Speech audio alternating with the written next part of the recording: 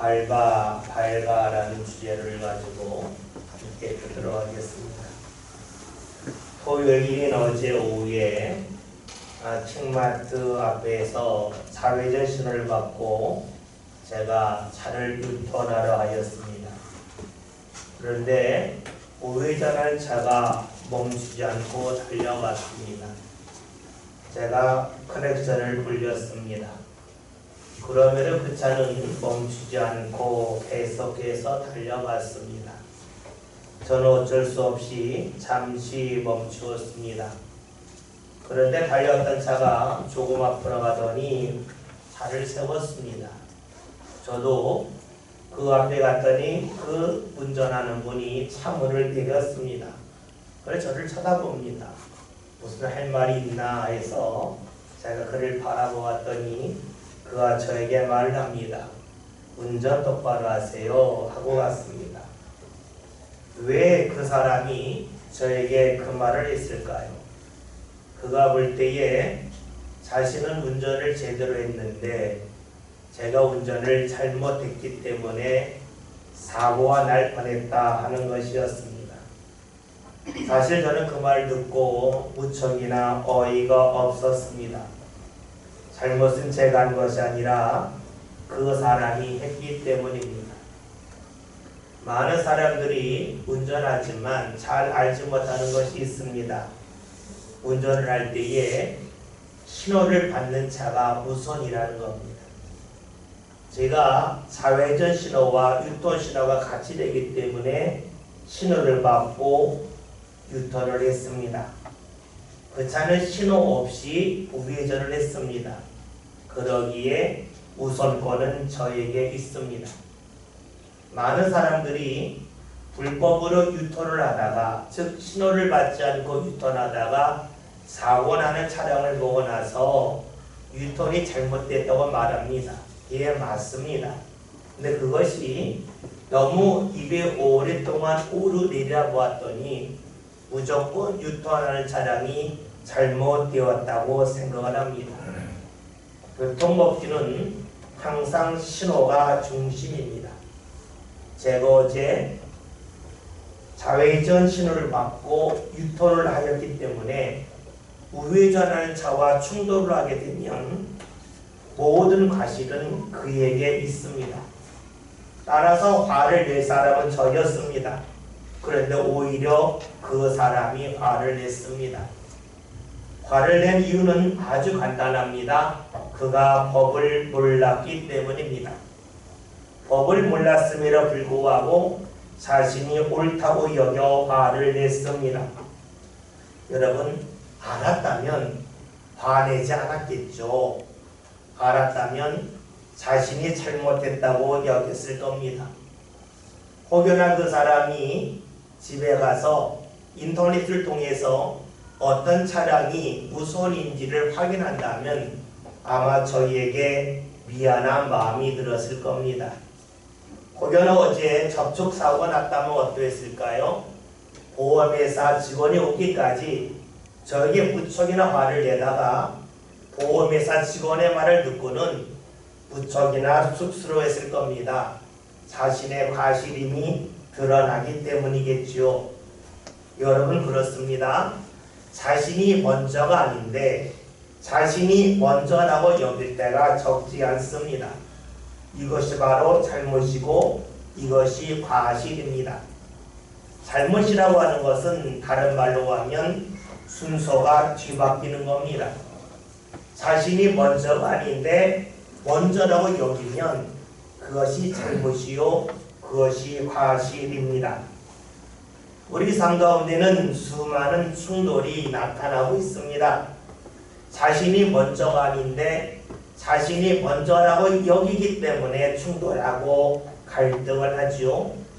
근데 이것은 사람들끼리 줄을 서거나 차가 가야만을 말하는 것이 아닙니다. 어떤 가치에 대해서도 역시 그러합니다. 그다지 중요하지 않는 가치가 있는 것을 가지고 중요하다고 여기며 가치 있다고 여길 때에 그의 삶은 엉망이 됩니다. 충돌이 나타나고 말지요. 최근에 수도권에 있는 한 아파트에서 택배 차량이 진입하는 문제로 인하여 큰 문제가 발생했습니다. 그 아파트는 1층을 정원으로 꾸며놨고 지하를 주차장으로 사용합니다. 그런데 그 아파트에서는 지하 주차장으로 진입하는 그곳의 높이가 2.3m입니다. 일반적으로 택배 차량의 높이가 90% 이상 2.6m입니다. 그러니까 택배 차량이 그 아파트로 진입을 할 수가 없습니다. 왜 지하 주차장의 진입로의 높이를 낮게 했을까요? 그것은 시공사에서 2.3m로 하면 많은 이익을 얻기 때문입니다. 지금은 법이 개정되어서 지하 주차장 높이를 2.7m 이상으로 하라 그럽니다. 건설회사에서 지하 주차장을 만들 때에 2.3m와 2.7m의 비용의 차이는 무척이나 큽니다. 땅을 그만큼 더 파야 하니까 더 많은 인력이 들어갑니다. 흙을 갖다 버리는 데는 돈이 듭니다.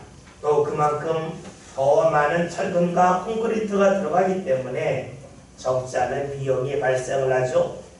그래서 건설회사에서 아파트 지하주차를 만들 때에 2.3m를 만든 것이고, 이로 인해서 택배 차량이 지하주차장에 들어가지 못하게 된 겁니다. 따라서 택배 기사들은 1층을 통해서 택배 물건을 배달해야 되겠지만 아파트 주민들은 반대를 합니다. 1층은 어린이들이 다니니까 혹여나 사고가 날지 모른다는 것이죠.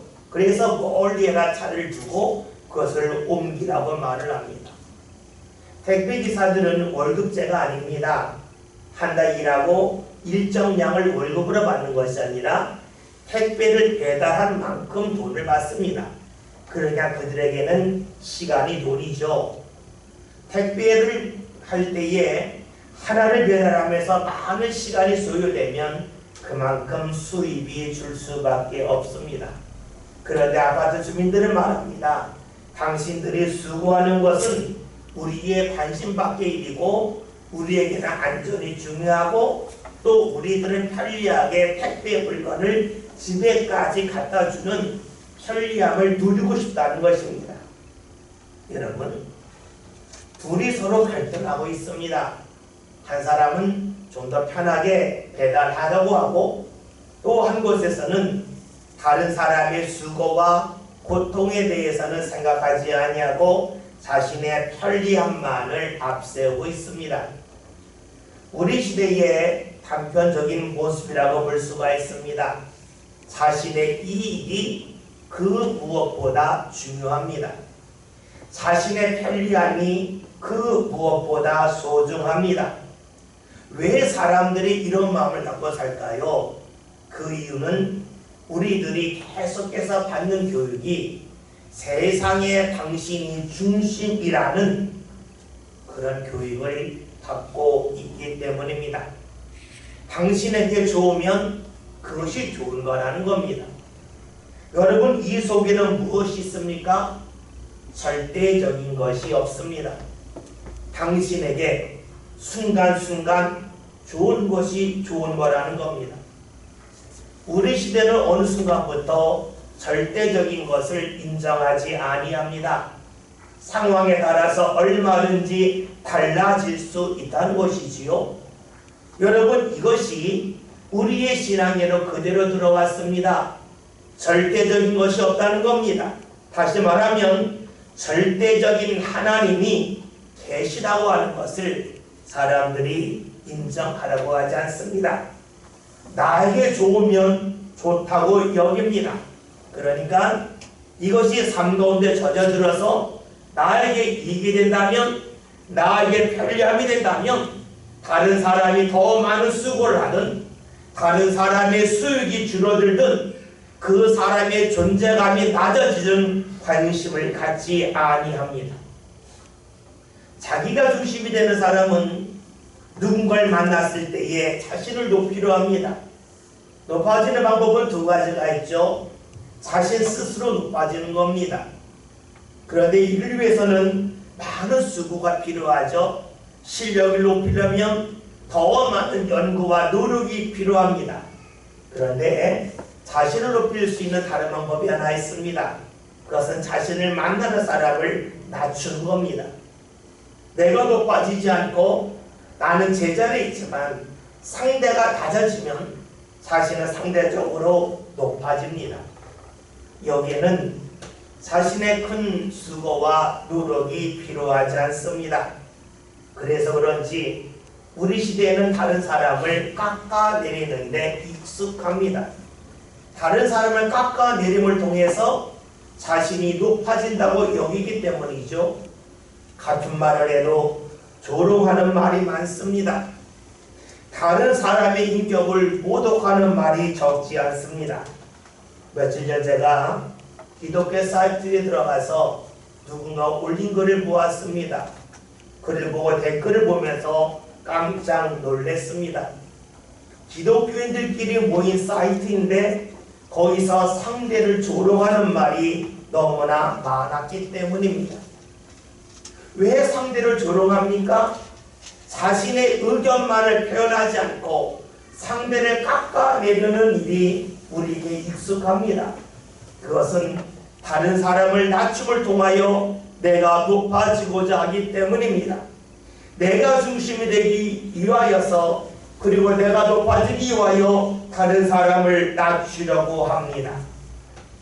여러분, 세상에 아무리 먹을 것이 넘쳐나고 볼거리가 많다 한들 여러분, 이런 세상이 아름답다고 말할 수가 있겠습니까?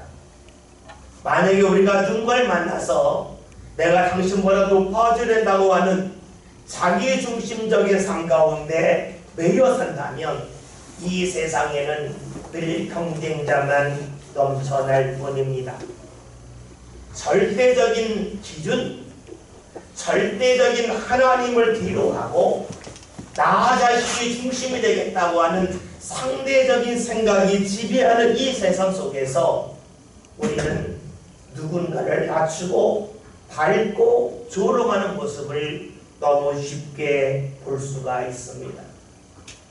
절대자인 하나님을 우리 삶 가운데 뒤로한 결과 우리 사회는 갈등이 넘쳐납니다. 누군가를 업신여깁니다. 누군가를 밟고 일어서려고 하는 경향이 점점 많아지고 있습니다. 이런 세상은 겉은 화려할지 모르겠지만 속은 썩을 수밖에 없습니다. 이런 세상에서 벗어나는 일이 무엇일까요? 그것은 내가 중심이 되겠다고 하는 어리석음을 버리는 일밖에 없습니다. 자신이 중심이 되면 무엇이 틀렸는지를 잘 모릅니다. 오직 자신만을 보려 하기 때문이지요. 이런 세상 속에 살고 우리들에게 주께서 말씀을 하셨습니다. 31절에는 말씀 함께 볼까요? 다 같이 말씀 봅니다.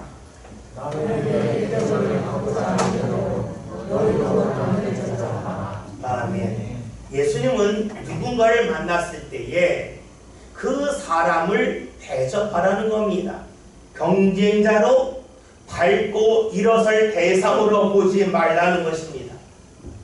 우리를 대접하면 우리 문화에서는 누군가에게 식사를 제공하는 것을 생각하기 쉽습니다. 그렇죠. 우리 문화에서는 그렇습니다. 그런데 이 말씀의 원래 뜻은 상대가 너에게 무엇을 해주기를 원하는 대로 너로 그것을 하라는 말입니다. 우리가 일상적으로 하는 말로 한다면 당신이 누군가를 인정해 주라는 겁니다.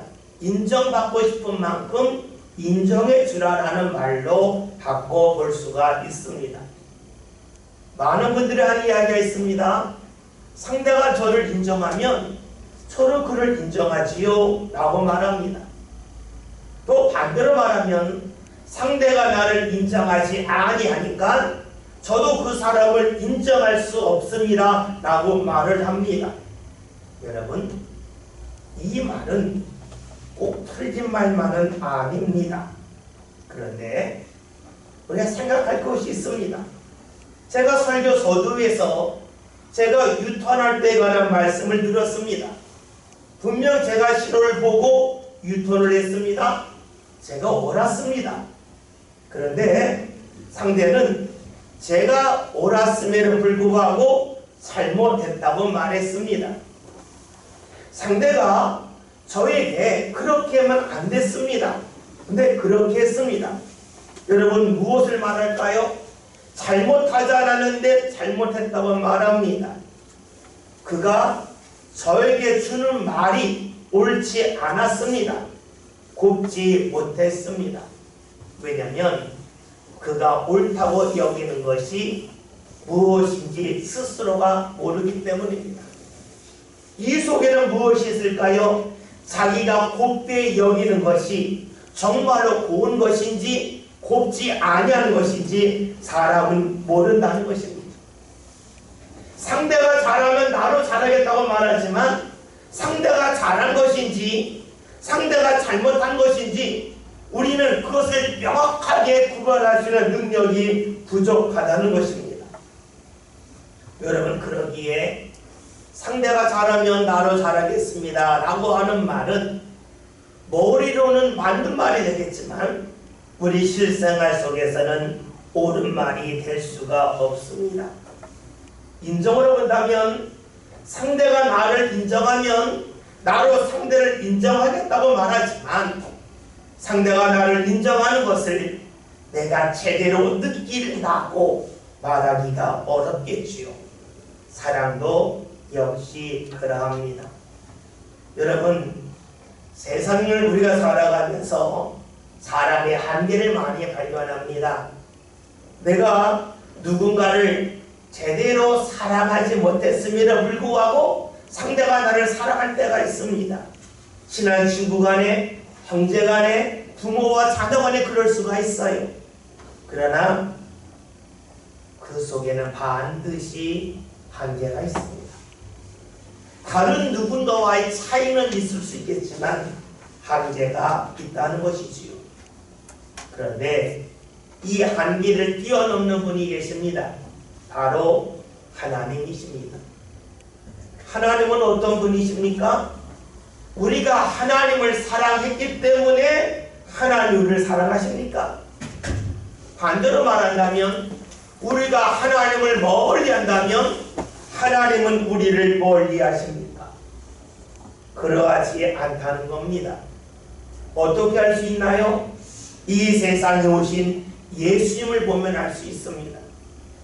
예수님이 이 세상에 오신 이유는 우리가 하나님을 너무 사랑했기 때문에 그 사랑에 대한 반응으로 예수님이 세상에 오신 것이 아닙니다. 오히려 반대입니다.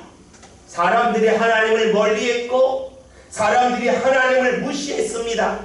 하나님 앞에 죄를 범했습니다. 그러한 우리들을 사랑하기 위해서 예수님이 세상에 오셨습니다. 그냥 오신 것만이 아니죠. 그런 우리들의 잘못과 허물을 대신 짊어지기 위하여 십자가에 달려 돌아가셨습니다. 그러기에 우리의 속담에 가는 말이 고하여 오는 말이 곱다는 말은 하나님에게 해당되지 아니합니다. 우리가 하나님에게 향한 말은 곱지 아니하지만 하나님이 우리를 향하여 주시는 말은 곱습니다. 우리는 하나님을 인정하지 아니하지만 하나님은 우리를 인정하고 계십니다. 왜 하나님께서 그렇게 하실까요? 그것은 우리들의 삶의 변화를 원하시기 때문입니다. 사람들이 신이라고 일컫는 대상들이 있습니다. 많은 이들이 신을 믿고 있습니다. 그런데 하나님을 제외한 다른 신들의 특징이 무엇입니까? 대접받기를 원한다는 데 있습니다. 신을 자신이 대접하면 신이 그만큼 대접해 주겠다는 겁니다. 여러분 이것은 사람과 크게 다르지 않습니다. 가는 말이 고하여 오는 말이 곱다. 이것을 신에게 적용하면 내가 신에게 많은 것을 대접하면 그 신이 나를 대접하겠다는 것이지요. 하나님을 제외한 모든 신의 특징이 여기 있습니다. 너희가 먼저 신을 대접하라. 그러면 신이 너희를 대접한다는 겁니다. 너희가 먼저 신을 인정하라. 그러면 신이 너를 인정한다는 것이지요. 왜요? 신은 높은 자리에 있기 때문에 낮은 자리에 있는 사람들이 신을 인정해야 된다는 겁니다. 그런데 하나님은 다릅니다. 하나님은 높은 분임에도 불구하고 우리가 하나님을 인정하지 아니하고 멀리 있음에도 불구하고 우리를 인정하시며 우리에게 다가오십니다.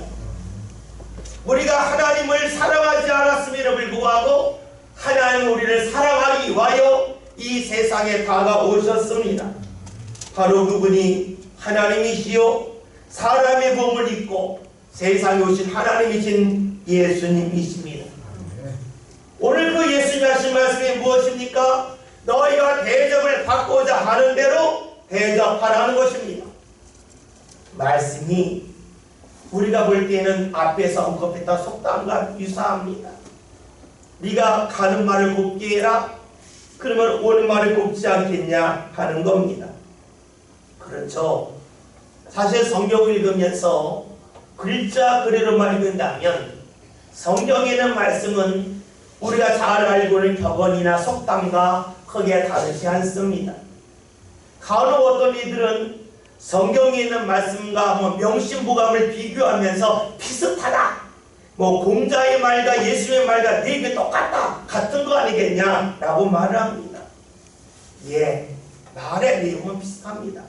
그런데 중요한 것이 있죠. 말은 내용보다 누가 했냐가 중요합니다. 생각해 보세요. 아무리 화려하고 멋진 말을 한다 할지라도 그 말을 하는 사람이 사기꾼이라면 우리는 그 말에 대하여 신뢰하지 않습니다. 반면에 때로는 우리가 이해하기 힘든 말이라 할지라도 그 말하는 사람이 누구냐에 따라서 그 말을 받아들일 수가 있겠죠. 병원에 가면 의사들이 뭐 하라고 할 때가 있어요. 그 말을 듣고 나면 하기 힘든 일인데 왜 저 하라고 하나 짜증이 나기도 하고 그 말을 외면하고 싶은 마음이 들기도 하지만 대부분은 듣습니다. 말의 내용이 좋아서 듣는 것이 아니에요. 그 말을 한 대상이 의사이기 때문에 듣는 겁니다. 그래요. 말은 내용보다 더 중요한 것이 있어요. 그 말을 누가 했냐가 중요합니다. 여러분, 오늘 말씀 예수님이 하신 말씀입니다. 너희가 대접받고자 하는 대로 너희로 대접하라는 것입니다. 그런데 이 말씀하신 예수님은 어떤 분이십니까? 이 예수님은 사람들이 예수님을 대접하지 않았음에도 불구하고 대접하신 분으로서 그 말씀을 하셨습니다. 다시 말하면 이 말씀을 듣는 사람들은 예수를 믿고 따르는 사람들입니다. 자신들이 부족함을 압니다. 그런데도 불구하고 주께서 자신을 받아주셨음을 압니다. 여러분, 그래요. 하나님께 내가 인정받지 못했는데 다른 사람을 인정하라면 힘듭니다. 지쳐요. 사람에게는 한계가 있기 때문이지요. 그러나 하나님께 인정받은 사람은 다른 사람을 인정하는 것이 그다지 어렵지가 않습니다. 다른 말로 하면 하나님의 은혜를 공급받은 사람은 다른 사람을 인정하는 것이 그다지 어렵지가 않습니다. 제가 즐겨 사용하는 말 중에 큰 그릇과 옹달샘에 관한 것이 있습니다. 엄청나게 큰 그릇이 있습니다. 거기에 물이 가득합니다. 그 물을 사용하면 어떻게 될까요? 사용하면 사용할수록 줄어듭니다. 다시 늘어나지 않습니다. 반면에 옹달샘에 있는 물은 많아 보이지 않아도 사용해서 사라지지 않습니다. 계속해서 샘물이 쏟아나기 때문에 사용했지만 물이 계속해서 채워집니다. 왜 주님께서 너희가 대접받고자 하는 대로 대접하라고 말씀하셨을까요? 이것은 하나님의 은혜를 받은 사람은 그렇게 할 수 있음을 아셨기 때문입니다. 내가 주의 은혜를 받지 못했습니다. 내가 주님께 인정받지 못했습니다. 그런데 내가 남을 틈으로 하면 나는 지칠 수밖에 없습니다. 마음이 상할 수밖에 없겠지요. 그러나 내가 잘못했는데 주님이 나를 받아주셨음을 압니다. 내가 주님께 사랑받지 못했는데 주님이 나를 사랑하고 계심을 내가 경험하였습니다. 내가 죄인임에도 불구하고 하나님께서 나를 예수를 믿음을 통하여 하나님의 자녀가 되게 하셨음을 우리가 경험할 때가 있고 확신이 들 때가 있습니다. 그러면 어떻게 될까요? 다른 사람을 대접하고 인정하는 것이 그다지 힘들지 않습니다. 하나님이 없을 때에, 하나님이 나를 인정하심이 없을 때에 내가 누군가를 먼저 인정하는 것은 너무 힘든 일입니다. 그렇게 되면 성경은 속담과 격언으로 전락할 뿐입니다. 예수님은 말씀하십니다.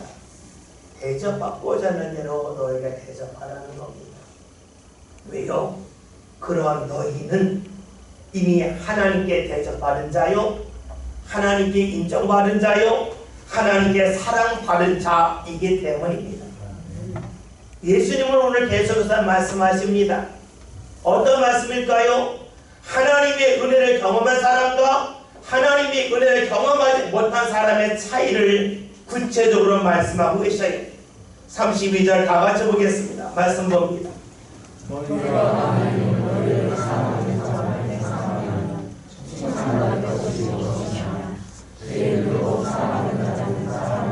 아멘. 나를 사랑하는 자만 사랑한다는 겁니다. 나를 인정한 사람만 인정한다는 겁니다. 여러분, 이것이 무엇일까요? 끼리끼리 사랑하는 겁니다. 아는 사람들끼리 좋다고 하는 것이지요. 근데 여러분, 아는 것이 있어요. 이것은 결코 오래가지 아니한다는 겁니다. 나를 사랑한 사람을 사랑합니다. 예, 어느 순간까지 그렇게 할 수가 있어요. 그러나 일정 시간이 지나면 그 사랑은 깨지고 맙니다. 왜냐하면 상대에 대한 오해가 생기기 때문입니다. 제가 설교 서두에 말씀드렸던 것처럼 유턴하는 것이 옳은데 그것을 모르는 사람은 유턴한 사람이 잘못됐다고 말합니다. 상대가 옳지만 상대가 틀렸다고 말합니다. 그런 순간에 끼리끼리 했던 사랑은 깨질 수밖에 없습니다. 그러게 주님은 말씀하시죠. 오늘 32절 하반절에 죄인들도 사랑하는 자는 사랑하느니라. 뭡니까? 사랑하는 사람만 사랑하는 것은 죄인들의 전형적인 모습이라는 겁니다. 사람의 힘에는 한계가 있습니다. 사람의 육체의 힘이 한계가 있죠. 마찬가지로 사람의 정신에도 힘이 한계가 있고 사람의 마음에도 한계가 있습니다. 이 한계를 뛰어넘는 길은 오직 주님이 함께 하시는 은혜를 경험한 사람만이 가능하겠지요. 오늘 33절 말씀 함께 봅니다. 말씀 봅니다.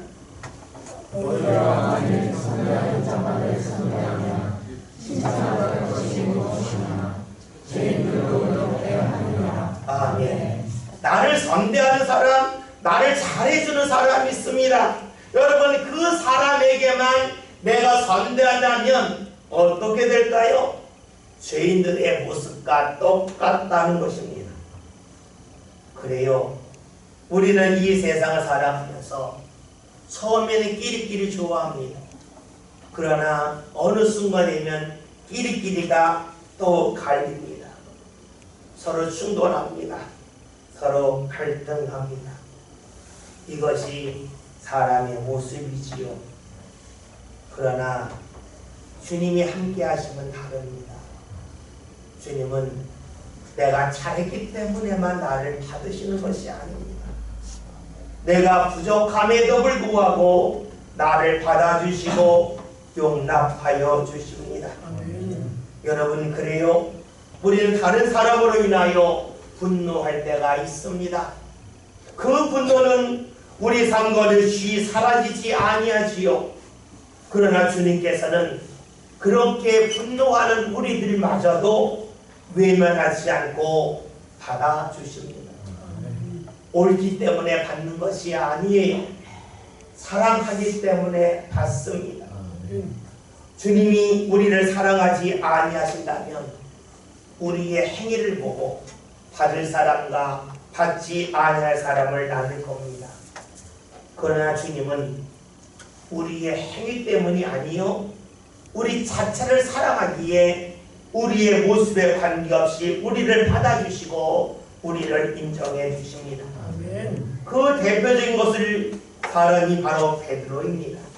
여러분 아시는 것처럼 베드로는 예수님을 따라다녔습니다. 3년 동안 가장 열심히 따라다녔습니다. 예수님 말씀하셨죠. 네가 나를 모른다고 부인할 거다. 베드로가 말했습니다.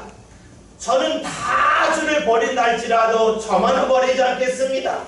죽기까지 주를 따르겠습니다라고 말했지만 예수님이 잡히는 그날 밤에 예수님을 3번이나 모른다고 부인을 했습니다. 그렇게 부인한 베드로를 부활하신 예수님께서는 찾아와서 만나 주셨습니다. 외면하지 않으셨죠. 그러나 베드로는 그 주님이 부담스러웠습니다. 자신이 그런 사랑을 받을 자격이 없다고 여겼기 때문이죠.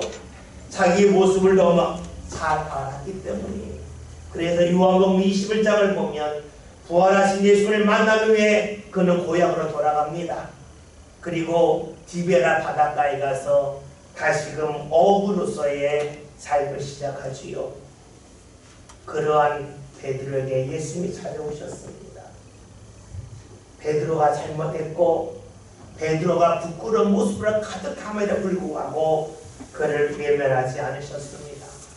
그리고 그가 물고기를 잡으려 했지만 잡지 못했을 때에 말씀하셨죠. 오른쪽에 그물을 내리라. 그래서 오른쪽에 그물을 내리고 그가 많은 물고기를 잡게 됩니다. 베드로는 그때 생각합니다. 자신이 처음 예수님을 만났을 때에 깊은 곳에 그물을 내리라고 하셨던 그 말씀을 떠올리지요. 아, 주님께서 처음 나를 만날 때와 지금 똑같이 보시는구나. 내가 그토록 수많은 허물을 주님 앞에 보였건만 주님은 처음과 똑같이 나를 인정하고 나를 받아주시는구나 하는 것을 알게 됩니다. 그 후로부터 베드로는 예수님을 따르게 됩니다. 사람들이 볼 때에는 인정받을 수 없는 사람입니다. 자신의 자존감이 바닥까지 떨어져서 이리저리 밟힌 사람입니다.